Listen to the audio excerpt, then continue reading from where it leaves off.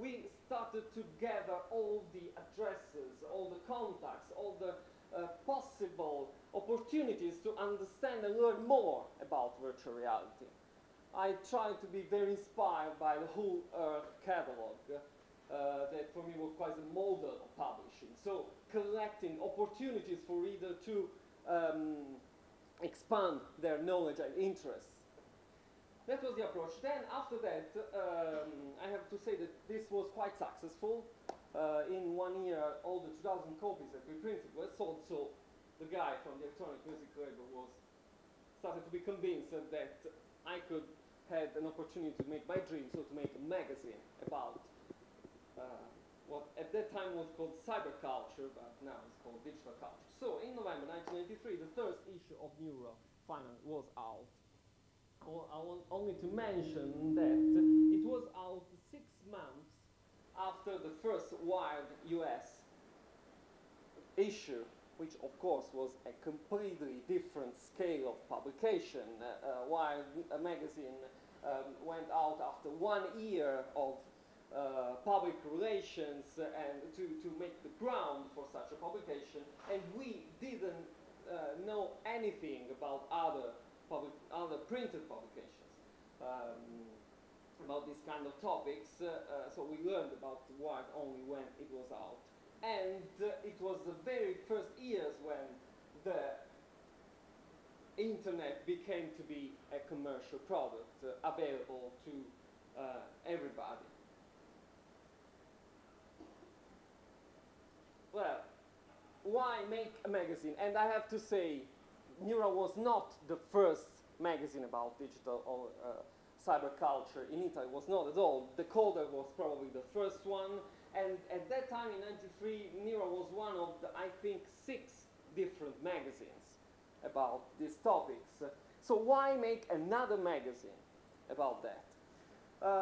My concept that I tried, my idea, more than concept about that I tried then to develop in years, I will show you what has happened during these years, was that it was not a question of having too many publications. It was a question of having different perspectives in order to have a more rich environment to analyze and filter what was produced during that years. So it was not really a question of competition, the opposite.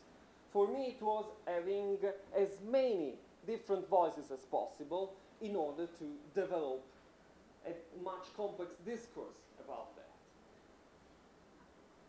How we wanted to be different from the others, in order not to replicate different perspectives, we wanted to be different from the others, focusing on specific ideas about digital culture. Not that the others were not talking about ideas, but ideas that we thought were, in a way, triggering processes, almost directly.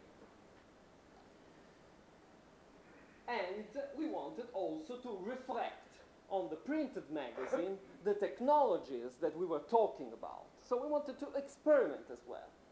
We have very dynamic technologies, electronic, interconnected, and on the other hand we had a static, printed, the oldest kind of very popular medium. So we started to experiment with making a sort of a printed interface that was involving the senses.